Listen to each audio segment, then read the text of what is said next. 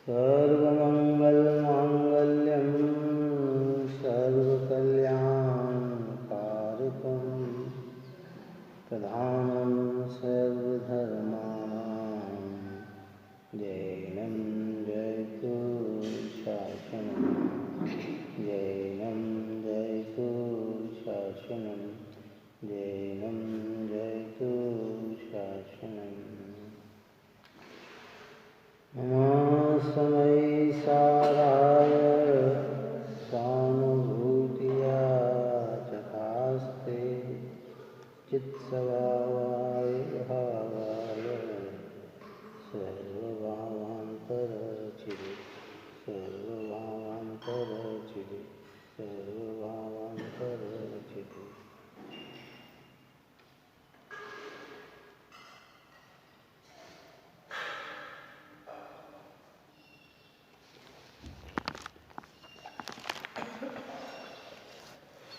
Workshop में 180 चल रही थी।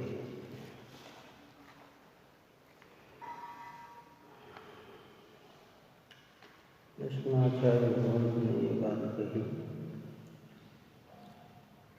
कि रागादि के साथ अमिश्रित भाव की उत्पत्ति बताते हैं। ज्ञान राग के साथ रह तो सकता है लेकिन वह उसमें मिश्रित नहीं होता, अर्थात राग को अपने रूप अनुभव नहीं करता। अज्ञानी देहात्मक रूप ही अपने को मानता है, संयोगात्मक रूप ही अपने को मानता है, कर्मात्मक रूप ही अपने को मानता है, रागात्मक रूप ही अपने को मानता है। लेकिन ज्ञानी ज्ञान भाव प्रकट होने से अपने चैतन्य को अन्य में मिश्रित करता नहीं है। और ये प्रक्रिया एक बार प्रारंभ हो गई तो बनी की बनी रहती है। दृष्टांत देके समझाया था कि जैसे वृक्ष से फल टूट जाता है तो पुनः वह पे जुड़ता नहीं है। इसे एक बार मिथ्या भाव निकल जाए, एक बार उस मिथ्या संबंधी कछाई निकल जाए तो वह पुनः उस पर जुड़ती नहीं है। ये बात यहाँ कही थी। देखिए भावार्थ से आगे चलते हैं।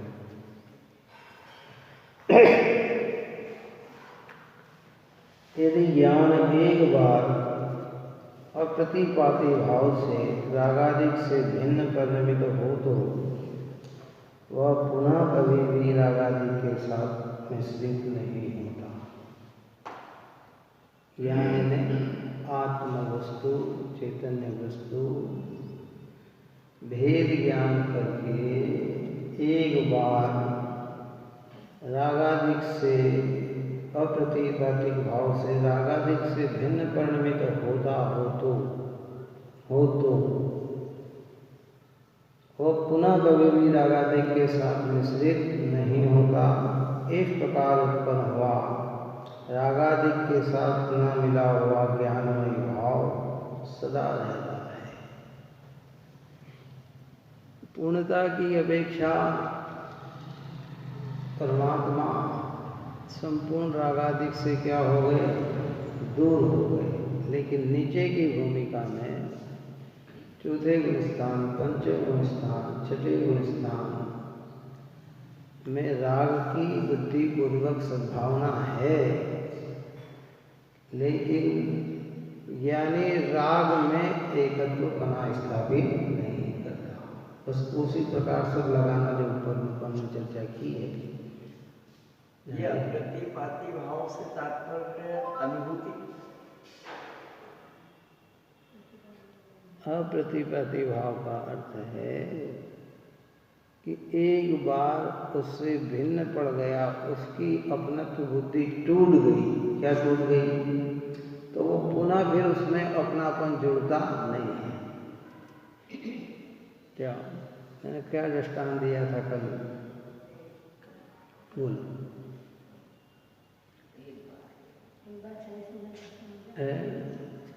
दृष्टांत किसी व्यक्ति ने हमारे साथ छल किया हो, कपट किया हो, हमारा बुरा किया हो, पहले तो उसकी निकटता चाहते ही नहीं, और कदाचित उसकी निकटता आ भी जाए तो फिर उसमें कभी अपनापन नहीं जुड़ता। किसके? बात समझ में आ गई? जो दुख का कारण है, जो पीड़ा का, हमें मालूम है कि इनके साथ हमें भयंकर पीड़ा पैदा हुई, इनकी निकटता में हमें तकलीफ हुई, इनने हमसे छल किया, पहले तो उसको स्वीकार ही नहीं करना, उसकी निकटता में ही नहीं जाना, और कदाचित जाना पड़े तो उसमें एकता बुद्धि कभी भी स्थापित नहीं होती। बात ही समझ में नहीं आई। और हम तो मोही हैं, अज्ञानी है ना, तो हम तो छल क्षण में किसी ने हमारे साथ कुछ भी किया और थोड़ी देर में हम फिर उसमें अपनापन जोड़ लेते हैं। लेकिन यहाँ तो ज्ञानियों की बात चल रही है। किसकी बात चल रही है? फिर उसमें अपनापन नहीं जोड़ना। भेद ज्ञान करके स्वभाव का अवलंबन जिसने लिया है, ऐसे धर्मी जीव दुख के कारणों में कभी भी अपनापन स्थापित नहीं करते। जिन्हें मालूम है कि इनकी निकटता दुर्गति का कारण है, गति संसार का कारण है, तो फिर उसमें एकत्वपना कैसे जोड़ेंगे? क्यों जोड़ते ही नहीं है। अब अज्ञानी को खबर नहीं है, वो तो बस थोड़े अज्ञानी मोह से वस्तु को देखता है, ज्ञानी ज्ञान से वस्तु को देखता। हम मोह से देखते, वो होगा जी, किया होगा, कोई बात नहीं, चलता है, ये तो ऐसा है, ऐसा करके हम फिर उसमें अपनापन जोड़ते हैं, और ज्ञानी वस्तु स्वरूप से जोड़ता है। जैनिक राजा ने वारिसेन को सूली की सजा दे दी, है ना? काय की सजा दे दी? वारिसेन, मृत्यु की सजा दे दी। जबकि राजा सैनिक को भी पता था कि वारिसेन जन्म से ही वैरागी प्रवृत्ति का जीव है, सच्चे देव शास्त्र गुरु का उपासक है, चेलना का पुत्र था ना, है, जिनकी माताएं सम्यक दृष्टि होती है, तो पुत्र तो ऐसे ही होते हैं, वैरागी होते हैं, ऐसे ही संस्कार माँ ने दिए। लेकिन प्रसंग ऐसा आया, उदय अवस्था ऐसी आई कि चोरी का आरोप आ गया। वो तो जंगल में या शमशान में एकांत में ध्यान करने बैठते थे। वे ध्यान कर रहे थे, चोर चोरे ले गया, उसने वो उनके ऊपर डाल दिया, सैनिकों ने उनको पकड़ लिया, राजा के सामने उपस्थित किया गया, उसको सजाएं दे दी, काय की सजा दे दी कि जाओ फांसी की सजा दो, सूली की, उस समय सूली चलती, सूली की।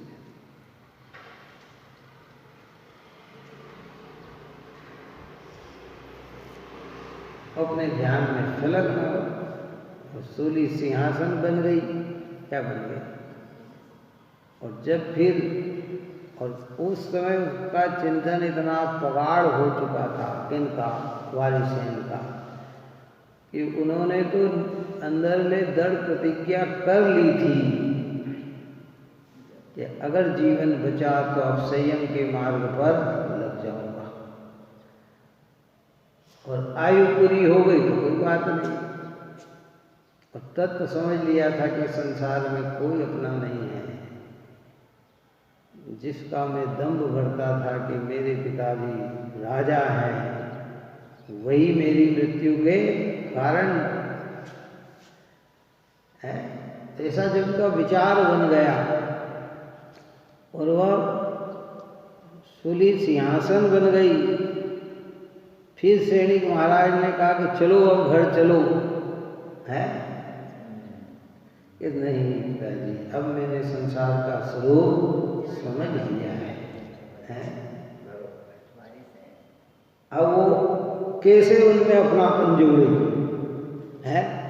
ऐसे यहाँ कह रहे कि एक बार वस्तु का स्वरूप ज्ञानी की समझ में आ गया तो शरीर से, संयोग से, इंद्रिय से, मन से, रागादिक से अपना एकत्व कैसे जोड़े, कैसे जोड़े है?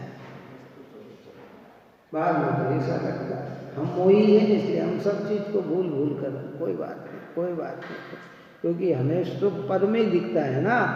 अरे साहब थोड़े दिन तो उनसे आक्रोशित रहेंगे, थोड़े दिन तो उनके प्रति अच्छे भाव नहीं रखेंगे, फिर थोड़ी सी अनुकूलता मिली है, किसी ने नाश्ता करा दिया, किसी ने भोजन करा दिया, किसी ने दो शब्द प्रशंसा के बोल दिए, तो हमारा तत्काल मन काय में जुड़ जाता है, अरे ये तो बहुत बढ़िया है, ये तो बहुत अच्छे हैं है? हम एकत्व ढूंढते हैं, हम अज्ञानी हैं। ज्ञानी को एक बार भिन्नत्व प्रकट हो गया तो जो राग में अपनापन नहीं जोड़े वो परद्रव्य में तो अपनापन कैसे जोड़े है? राग की सत्ता अपनी जगह है, लेकिन ज्ञान जानता हुआ सम्यक हो गया, इसलिए वह राग में अपनापन जोड़ता नहीं। ज्ञानी और अज्ञानी में यही तो अंतर है भाई। अज्ञानी मोह से जीता है और ज्ञानी ज्ञान से जीता है। ज्ञानी तत्व समझकर जीता है, हम मोह से जीते। हमें थोड़ी सी देर अच्छे परिणाम, थोड़ी सी देर में बुरे परिणाम, कभी अच्छा मान लेते हैं, कभी बुरा मान लेते हैं, कभी कहते हैं इनका मुंह तक नहीं देखना, और कभी कहते हैं यही सब हमारे हैं। क्यों लगता है कि नहीं लगता ऐसा संसार? यही तो मोह है ना हमारा, मोह इसी का तो नाम है। यहाँ कह रहे हैं कि नहीं समझे इस बात को, क्या करें? मिला हुआ ज्ञान में सरल, फिर जीव अस्थिरता रूप से रागादिक में युक्त होता है, वह निश्चय दृष्टि से युक्तता है। कितनी का अस्थिरता रूप में तो रागादिक से युक्त हुआ, रागदेश दिखे, लेकिन निश्चय दृष्टि से देखा जाए तो वो राग से युक्त नहीं हुआ, अर्थात राग में अपनापन उसने नहीं जोड़ा। राग कहकर क्या कहा? संपूर्ण विकृति। राग का मतलब है संपूर्ण प्रकार के भाव। वो भाव से ज्ञान एकत्व को प्राप्त नहीं होता है। अस्थिरता जन स्वरूप ज्ञान में स्थिर नहीं रह पा रहा है, तो परिणति में राग तो दिखाई देता है, पर राग से वह जुड़ता नहीं है, उसमें एकत्व स्थापित नहीं करना है।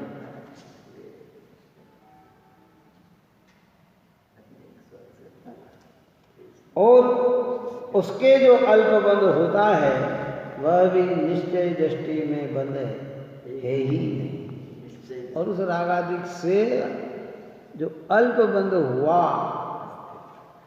बाहरी दृष्टि से बंधन है, वो निश्चय की दृष्टि से देखा जाए तो बंधन है ही नहीं।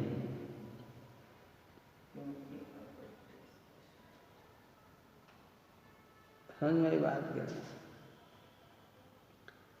बाहरी दृष्टि से क्या देखा जाए? बंधन है। और अंतरंग दृष्टि से देखा जाए तो बंधन है ही नहीं। काय की ताकत ये एक सम्यक ज्ञान की ताकत है, सम्यक दर्शन की ताकत है, भेद ज्ञान की ताकत है। बाहर में तो दिख रहा है,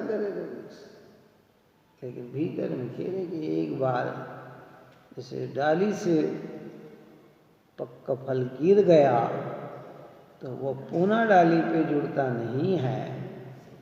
एक बार स्वरूप की दृष्टि होकर आत्मानुभूति हुई और आत्मा में ही अपनापन जुड़ गया तो फिर किसी भी परद्रव्य में अपनापन जुड़ता नहीं है।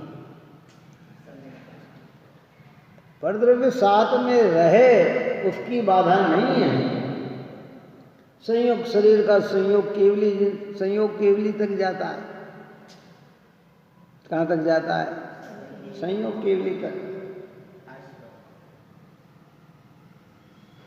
शरीर वहाँ तक जाता है, लेकिन उसमें एकत्वपना नहीं है। रागादिक की वृत्ति 10वें 11वें गुण स्थान तक चली जाती है, लेकिन फिर भी उसमें एकत्वपना नहीं है। बाहरी प्रवाह की प्रवृत्ति 4थे और 5वें गुण स्थान में होती है, संयोगों की, बाहरी संयोगों की, पर उसमें एकत्वपना नहीं है।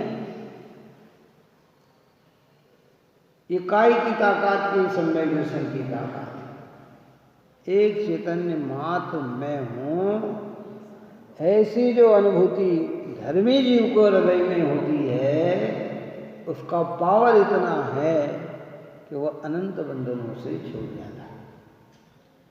अपनी भूमिका में राग अशुभ भी बरतता है और आगे आगे में शुभ की अधिकता भी होती है। प्राणी मात्र के कल्याण के भाव भी होते हैं। हर व्यक्ति धर्म और धार्मिक क्रिया में लगे, ऐसा भाव भी होता है, लेकिन वे भाव में भी एकत्वपना ज्ञानी के होता नहीं है।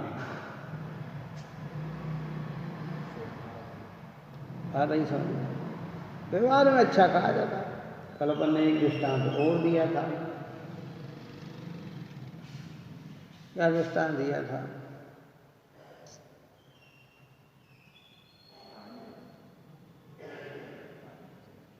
किसी व्यक्ति के अपना पुत्र नहीं हो, अड़ोस पड़ोस में एक बहुत अच्छा है और एक अच्छा व्यवहार नहीं करता है, बात अभी समझ नहीं, पर उसका स्वयं का पुत्र नहीं है।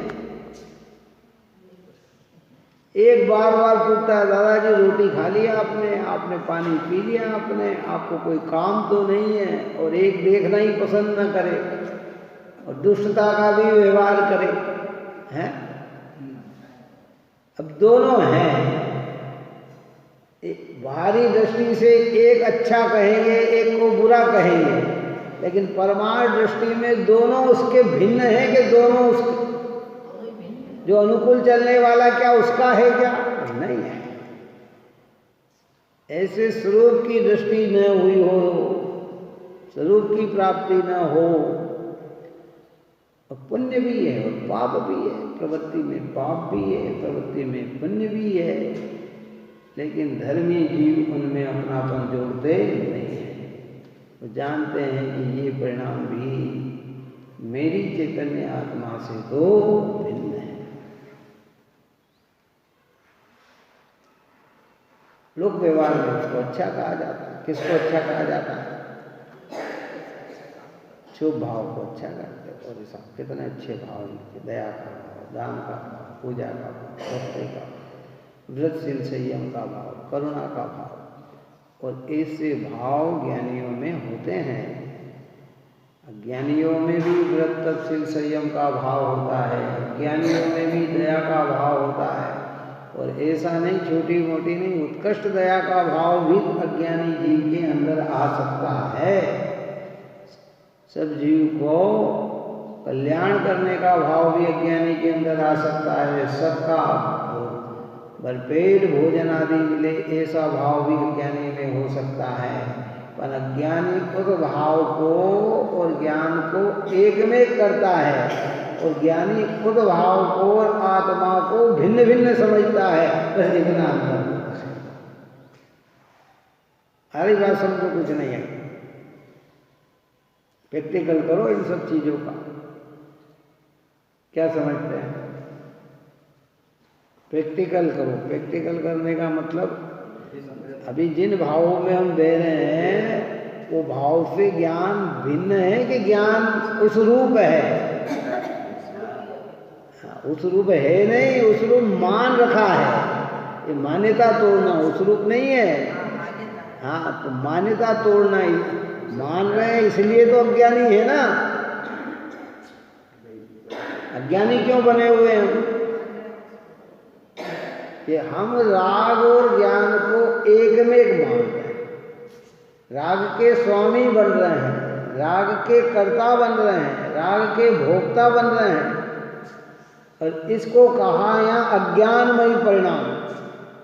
और जो ज्ञान में ही एकत्वपना स्थापित करके ज्ञान में ही सर्वस्व अपनापन जोड़ता है, उसको कहा ज्ञानमयी परिणाम।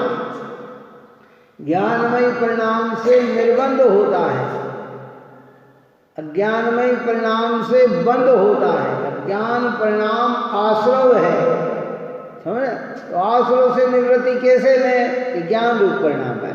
ऊपर कर्ता कर्म अधिकार में अपन ने चर्चा की है, एक ज्ञान मात्र से ही बंध का निरोध सिद्ध होता है। तो कौन सा ज्ञान? अपने ज्ञान स्वभाव में ही अपनापन जोड़ना, ऐसा बुद्धिपूर्वक ज्ञानी के भी दया दान आदि का भाव होता, अच्छे भाव होते हैं, शुभ भाव होते हैं। नहीं नहीं, मुझे रात में नहीं खाना, मुझे हिंसात्मक कार्य नहीं करना, मुझे झूठ नहीं बोलना, मुझे चोरी नहीं करना, मुझे व्यभिचार नहीं करना, मुझे अति परिग्रह संग्रह नहीं करना।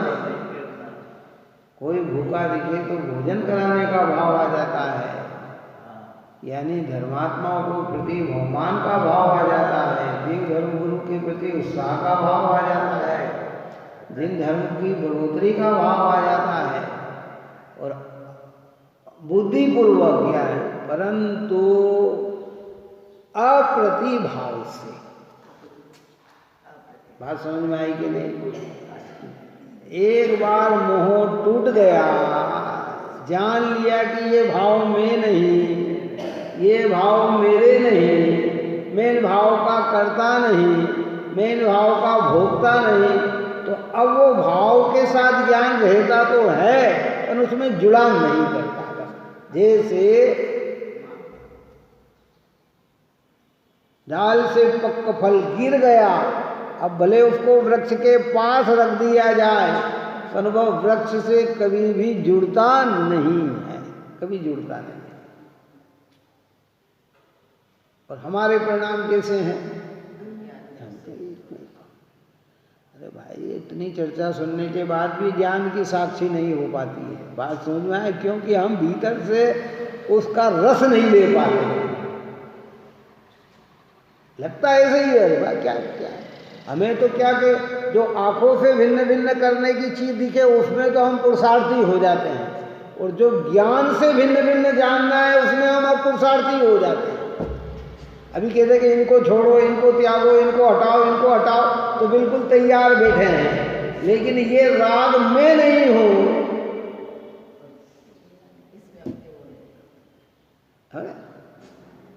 इसका मतलब हमारे पूरा जबरदस्त जकड़ लिया इस मोह भाव ने, और एक राग में अपनापन होने से राग संबंधी सारे पदार्थ में अपनापन हो गया। तो कहते हैं ना कि एक सगाई हुई एक लड़की से और अपनापन जुड़ गया कितने में? ढेरों में अपनापन जुड़ गया। किस में जुड़ गया? जिनको न पहचाने उनमें भी अपना जुड़ गए। बोले साहब हमारे वो भैया है ना, काका के लड़के हैं ना, वो अमेरिका रहते हैं। अब भले वो दिखा या ना दिखे, पर अपनापन जुड़ा कि नहीं जुड़ा? कई जगह पर हम घटनाएं ऐसे सुनते हैं, घटना भी होती है, ओरिजिनलता भी है, मतलब दिखती भी है। सगाई हुई और के साहब हमारे नानी सास शांत हो गए। अब वो अभी उससे देखा ही नहीं चेहरा उसका, और जाना कहाँ पड़ता है उसको? बोलो, जाना पड़ता है कि नहीं जाना? एक से अपनापन जुड़ते ही कितने से अपनापन जुड़ गया। यहाँ कहते राग में एकत्व हुआ, तो उस राग के आश्रय जितने पदार्थ हैं, शरीर है, इंद्रिय है, मन है, संयोग है, वाणी है, कर्म है, बाह्य पदार्थ, मकान, दुकान, रिश्तेदार, सब में हमारापन क्या हो गया। और एक राग में भिन्नपना आया तो फिर क्या आ गया? सब में भिन्नपना। अद्भुत गाथा है, तो रहस्यपूर्ण गाथा है। इसमें स्वच्छंद होने के लिए नहीं, पापाचार में जाने के लिए नहीं, दुराचार में जाने के लिए नहीं, और उत्कृष्टता में आने के लिए कि नहीं नहीं नहीं, मेरा ज्ञान स्वभाव तो चैतन्य मात्र है।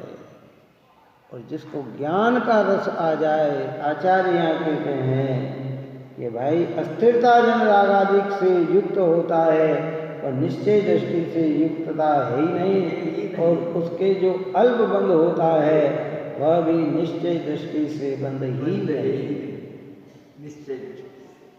निश्चय दृष्टि से वह भी बंधन नहीं।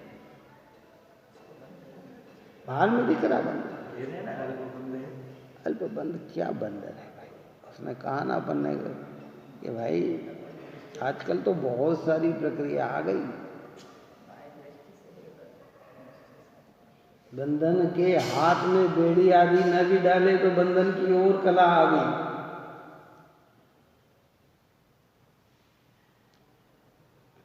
लेजर किरणें, वो जरा सा उधर जाएगा तो ये अगर मालूम पड़े तो ये एकदम जल जाएगा, वो पीछे खसकता है कि नहीं इसको पार नहीं करना, निकल।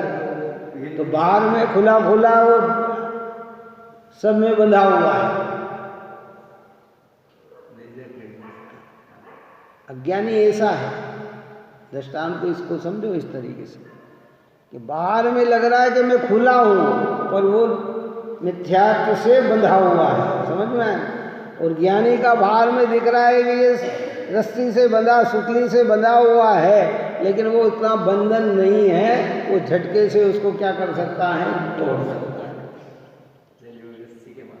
वो अबंधन स्वरूप है। निश्चय दृष्टि में बंधन नहीं है, क्योंकि निश्चय दृष्टि में बंधन नहीं है। स्वच्छंद होने के लिए नहीं ये बात है कि अपने आप को ज्ञानी मानकर हम ये सोच लें कि हमारे कर्म का बंध नहीं हो रहा, हमारा नहीं। भेद ज्ञान करने की बात है। अंदर में ज्ञान स्वभाव में ये जो जान रही है ना, ये वृत्ति हमारी, ये जिसमें से ज्ञान निकल रहा है ना, इस ज्ञान को उस ज्ञान में स्थापित करते हुए नहीं, ये मात्र में, बाकी सब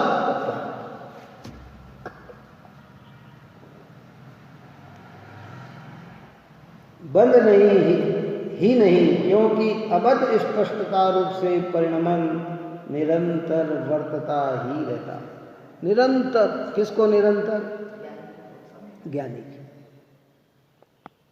एक धारा निरंतर ज्ञान की वर्तती रहती है कि जो राग के साथ कभी भी मिश्रित नहीं होती, दिखती है।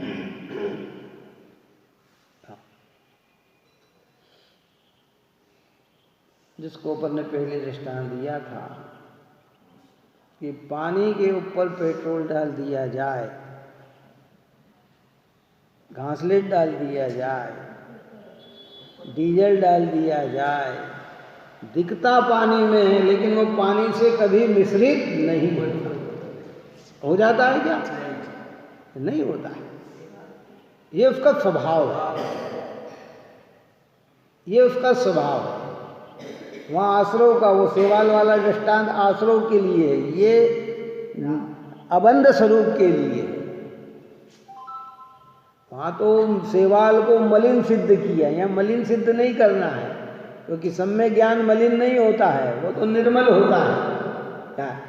वो राग, यहाँ कहते हैं राग और ज्ञान के एक साथ होने में कोई बात नहीं है, लेकिन वो अप्रतिभाव से रहता है, उसमें अपनापन जोड़ता नहीं है। जैसे डीजल पानी में पेट्रोल गिर गया पर वो कभी पानी रूप नहीं होता, ऐसा वो एक बार सम्यक ज्ञान हो गया तो राग में कभी भी अपनापन नहीं जोड़ता, वो राग से अपने को भिन्न ही अनुभव होता है।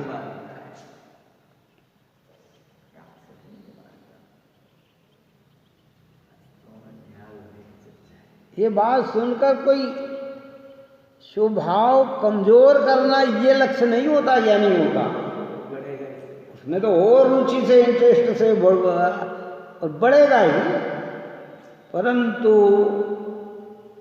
ये भाव मैं नहीं, ये भाव मेरे नहीं, इनका कर्ता मैं नहीं, इनका वेदक मैं क्या हूँ? मैं तो एक गायक हूँ। देखो बहुत आगे की मार्मिक है। तथा उसे मिथ्यात्व के साथ रहने वाली प्रकृतियों का बंध नहीं होता और अन्य प्रकृतियों का सामान्य संसार का कारण नहीं। अन्य जितनी भी प्रकृतियां है वो सामान्य संसार का कारण नहीं है। सामान्य संसार यानी अनंत संसार का कारण नहीं है। कितनी बड़ी कला सिखा रही जिनवाणी माता। सब इधर उधर ही लगे रहते हैं आप और हम, जिसमें जहाँ पुरुषार्थ करना है वहाँ तो हम सब गौण हो जाते हैं।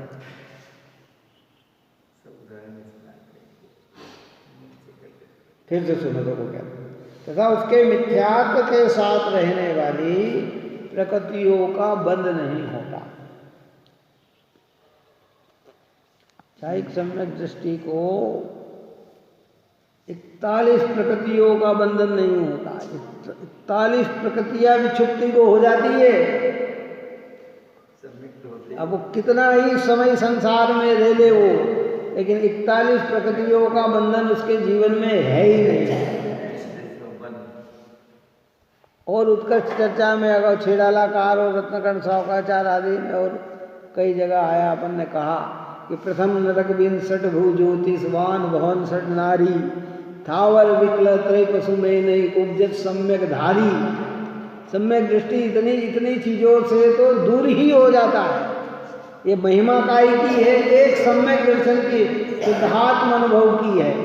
बाहर में देव शास्त्र गुरु की गाढ़ता विश्वास लिए हुए उनके बताए मार्ग में चलकर आत्मानुभूति करे तो कहते हैं इतनी प्रकृतियों का तो बंधन उसके होता ही नहीं है। और अज्ञानी के भी एक भी प्रकृति की विच्छुत्ति नहीं। प्रश्न करते सम्यक दृष्टि कहाँ कहाँ जन्म नहीं लेता, तो छेड़ालाकार ने उसकी व्याख्या करके प्रथम नरक बिन सट भू, 7 पृथ्वियां नीचे है, उसमें पहले नरक को छोड़कर 6 नरकों में सम्यक दृष्टि जीव नहीं जाता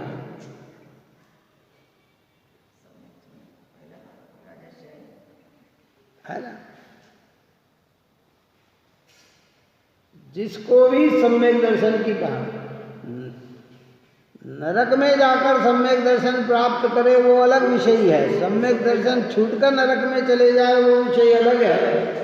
लेकिन सम्यक सहित अगर है तो वह पहले नरक के अलावा 6 नरकों में नहीं जाता।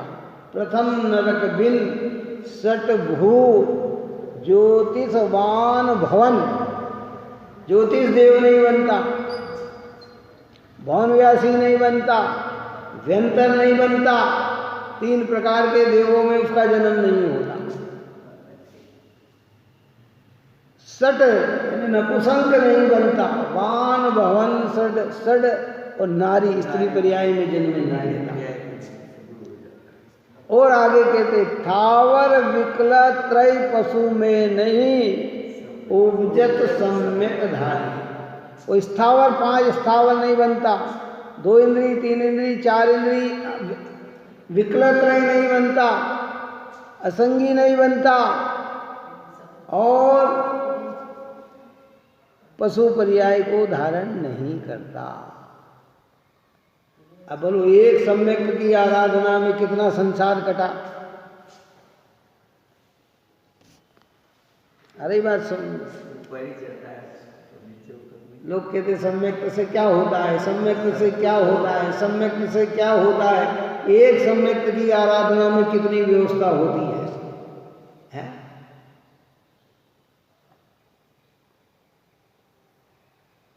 इसलिए हमारे हृदय में भावना पैदा हो जाना चाहिए भाई कि ऐसा कब सुबह अवसर आए कि मैं परमात्मा की सानिध्यता में रहकर अपने चैतन्य की चैतन्यपने को अनुभूत करूं। अभी आपकी हमारी कोई गारंटी नहीं, आज के मनुष्य कल कहाँ जाके पड़ जाएंगे कोई गारंटी नहीं,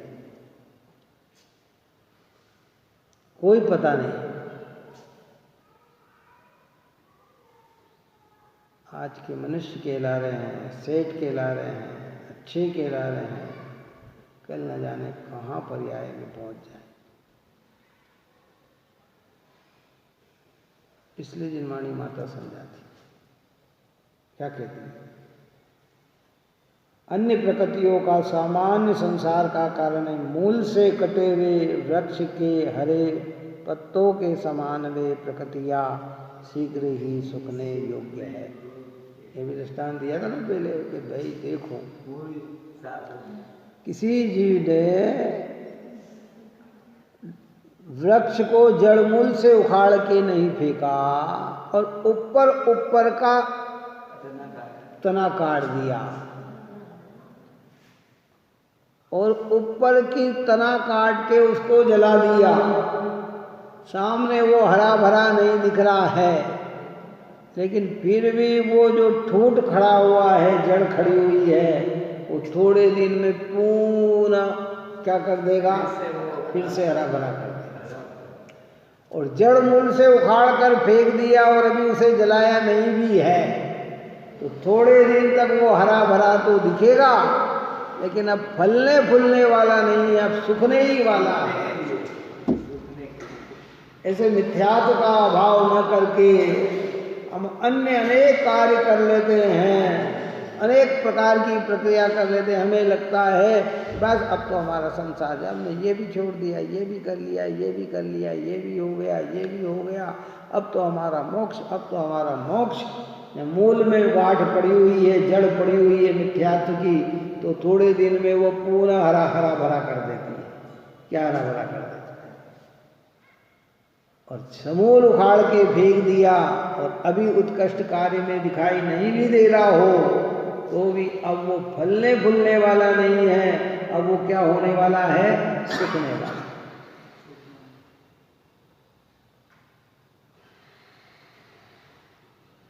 अष्टपौड़ में कहा दिया ना, जिस प्रकार द्रोण परिवार की वृद्धि न हो जड़ के बिना है,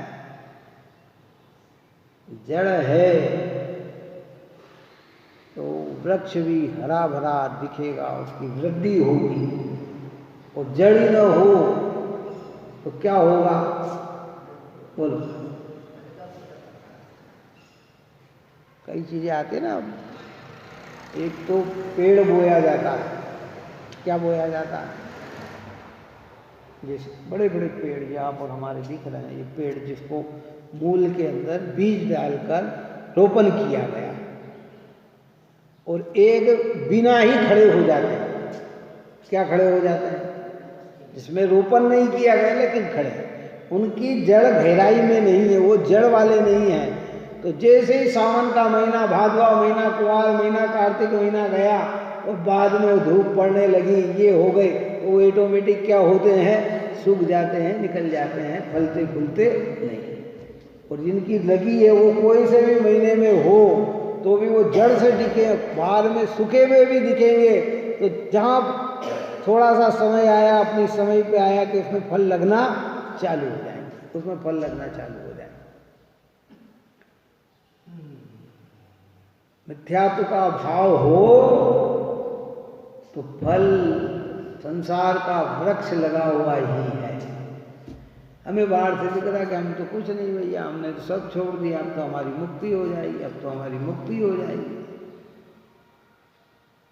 और एक बार मिथ्यात्व को उखाड़ के फेंक दिया, क्या कह रहे हैं, कटे हुए वृक्ष हरे पत्तों के समान है, वे प्रकृतियां शीघ्र ही सूखने योग्य है। जितनी भी बची है वो धर्मात्मा, संतुष्टि पुरुष, आत्मानुभव पुरुष, हमें हमारे ऊपर लागू नहीं करना।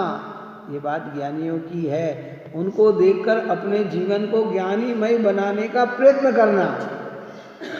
भी हम जरा सा सीखे ना, हम सोच लें कि हमें भी बंद नहीं हो रहा, हमें भी ऐसा नहीं, हम विकल्प जालों में उलझ कर ऐसा मान ले, ये राग मेरा नहीं, ये मेरा नहीं। ये विकल्पों से कुछ नहीं होता,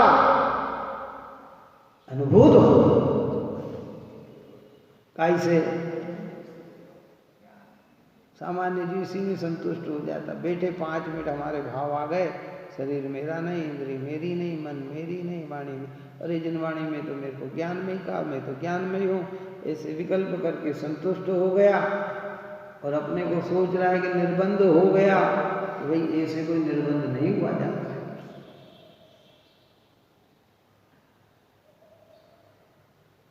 ये तो बहुत कठिन बात है, कठिन लग रही है पर कठिन नहीं है। ज्ञान जागृत हो तो ये सब बात सरल हो जाती है। देखो कि एक अप्रतिभाव से एक चल रही है। अभी मैंने ऊपर का दृष्टांत नहीं भूलना कि हमें पता है कि इसने हमसे छल कर लिया, मायाचारी करी, हमें दुख दिया, हमें पीड़ा दी।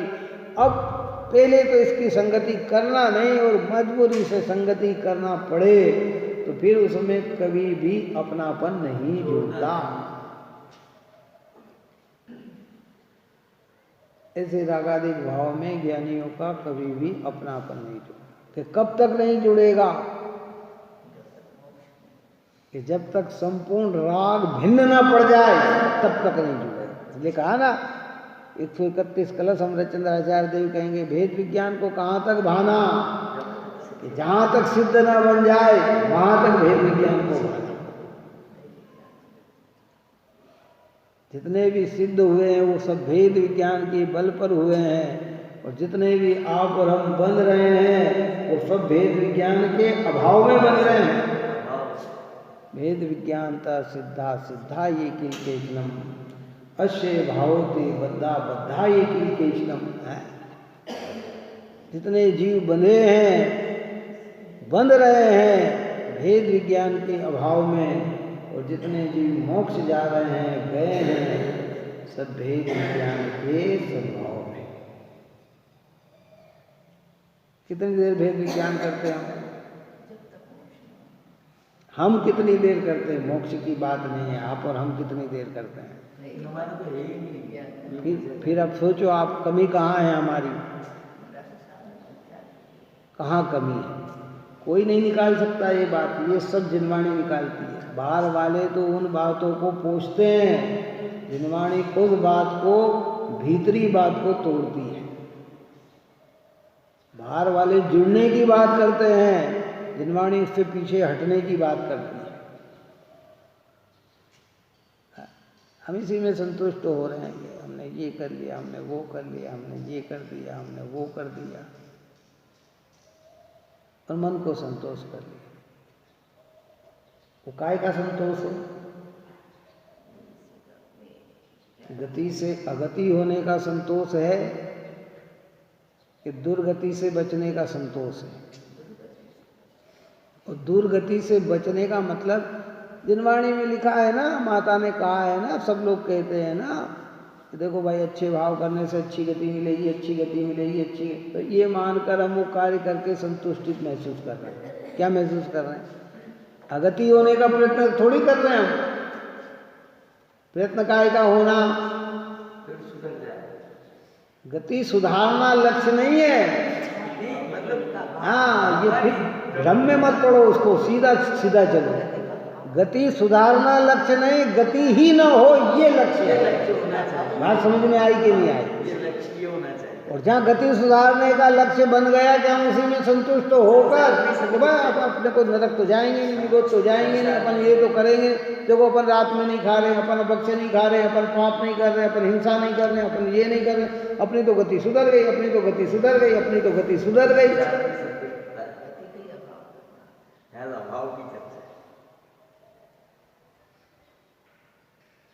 ज्ञान की ताकत गति रोधक है, गति बिगाड़ती भी नहीं और गति बढ़ाती भी नहीं। कौन? बिगाड़ने भी नहीं। बात समझ में आई कि क्या? ज्ञान का प्रयोग हुआ तो गति बिगड़ेगी नहीं और बढ़ेगी भी नहीं। अज्ञान में तो यही है। अनंत तीर्थंकरों की महिमा को समझो, ऐसे सिद्ध अरिहंत भगवान की देशना को समझो।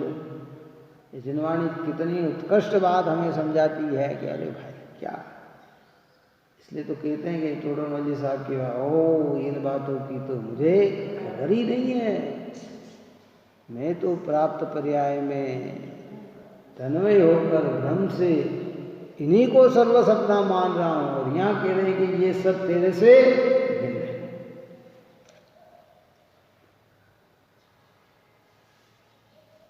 ये क्या इतना विचार करने से गति छूट जाएगी? अरे भाई, प्रारंभ तो कर। जिस चीज की प्रारंभता होती है उसी की वृद्धि होती है, जिसकी वृद्धि होती है उसी की पूर्णता होती है। प्रारंभ ही नहीं हो तो वृद्धि किसकी, और वृद्धि नहीं तो पूर्णता किसकी है? धीरे धीरे। इसलिए कटे हुए वृक्ष हरे पत्तों के समान वे प्रकृतियां शीघ्र ही सूखने योग्य है। अब ज्ञानमय भाव ही भाव आश्रव, ज्ञानमय भाव ही भाव आश्रव का भाव है। इस अर्थ का कलश रूप काव्य कहते हैं। क्या कहेंगे? कि जो ज्ञानमय भाव है ना, उसमें भाव आश्रव का अभाव है। भाव आश्रव यानी क्या? मिथ्यात्व, राग और देश, अज्ञानमय परिणाम।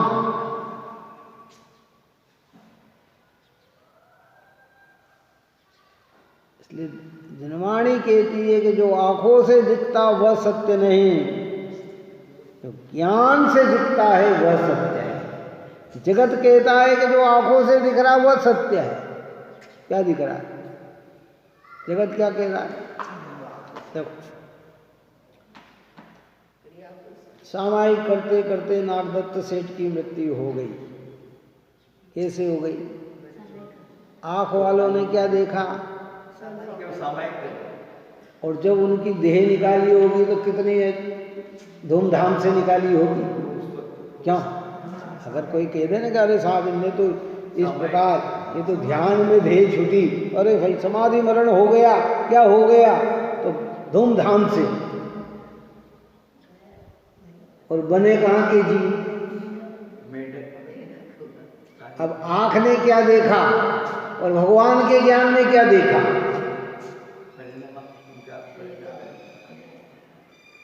अब कुत्ता सांप का जीव जलते हुए मरा, आप कह रहे हैं कि किस आर्त वो ध्यान में मरा होगा, लेकिन वो नमोकार मंत्र के ध्यान में मरा और स्वर्ग का देव। आंख ने क्या देखा? कुत्ता चिल्ला रहा है, आ कर रहा है और नमोकार मंत्र सुना दिया। बेल का जीव कर रहा है और नमोकार मंत्र का, और उसका उपयोग नमोकार मंत्र में लग गया तो वो जीव कहाँ पहुँच गया? इसलिए जनवाणी कहती आंखों से देखा सत्य नहीं, ज्ञान जो कहता है। बहुत गंभीर बात है भाई। इसलिए हम सब आंखों से देख रहे हैं, बार बार में देखते हैं, ने ये किया, ने ये नहीं किया, ने ये। अरे भाई रुको तो सही, उस बात को तो समझो। यद्यपि जितनी जितनी भूमिकाएं होती है उसके अनुरूप उतनी पवित्रता भी दिखाई देती है। ऐसा नहीं समझना कि अंदर में तो सब सम्यक दर्शन है और बाहर में कूदेवादी को पूज रहा हो, ऐसा नहीं दिखता है। उसकी भूमिका क्या? मुनिराज है और धन रुपया पैसे में लगे हुए हैं, ऐसे नहीं दिखते हैं। जितने कषाय का अभाव उतना बाहर का लेवल का भी है, उतना है। दोनों का निमित्त नैमित्तिक संबंध है। यानी साहब मुझे तो बहुत गाढ़ विश्वास है जिनेंद्र भगवान के प्रति है। देखो अंतिम बात, अकलंक निकलंक देव काय से पकड़ाए?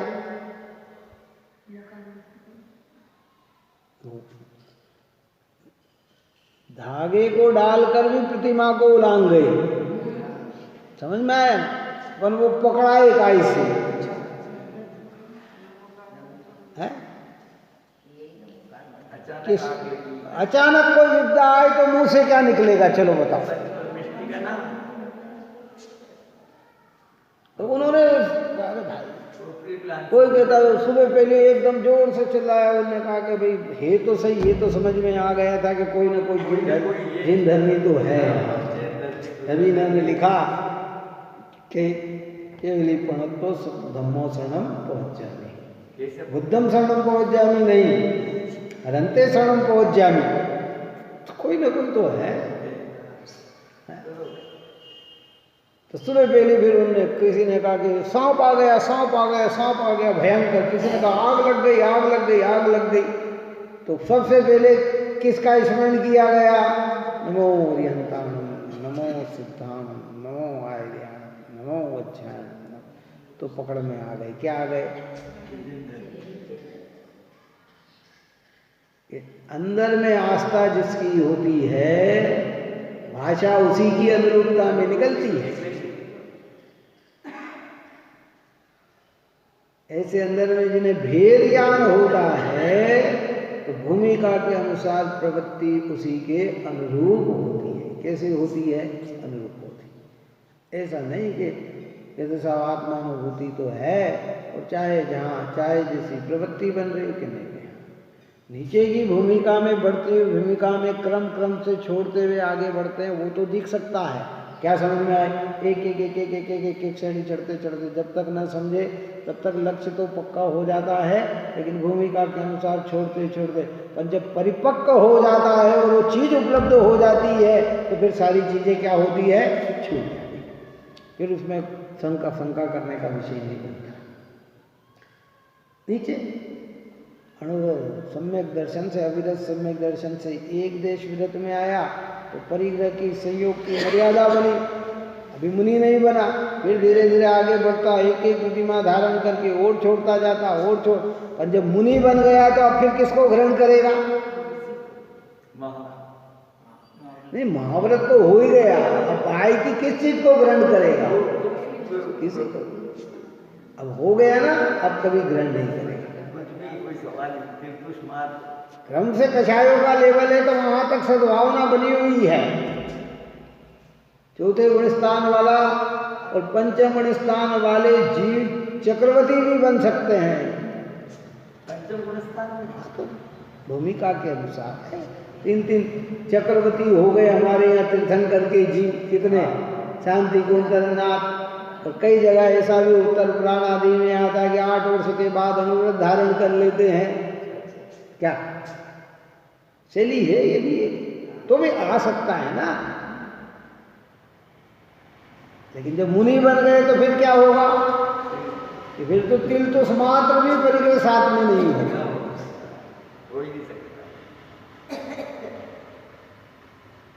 ये कलश अपन कल चलाएंगे। बहुत गंभीर चीजें हैं, बहुत शांति से समझना, आत्मिक सुख के लिए समझना। और अगर ये सब बात समझ में नहीं आ रही हो और कठिन भी लग रही हो तो भी भाई एक पवित्र मार्ग जिनेंद्र का मार्ग छोड़ने योग्य नहीं है, ये विश्वास करना। आज नहीं कल समझेंगे। है जितना हमसे बन सके सदधर्म की निकटता में रहकर, दयालुता का परिणाम रखकर, दया का परिणाम रखकर, है सदाचार का जीवन जीते हुए आगे की ओर अग्रसर होना। इस प्रकार की चर्चाएं की है। आप और हम सभी जीव निरंतर भेद ज्ञान को प्राप्त होकर शुद्धात्म तत्व की अनुभूति करें। यही मंगल है।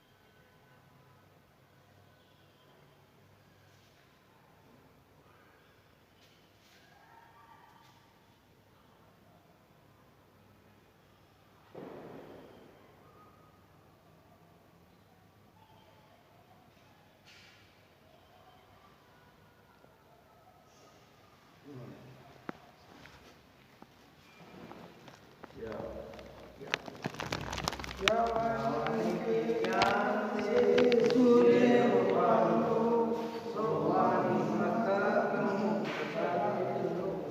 बोलो तो साथ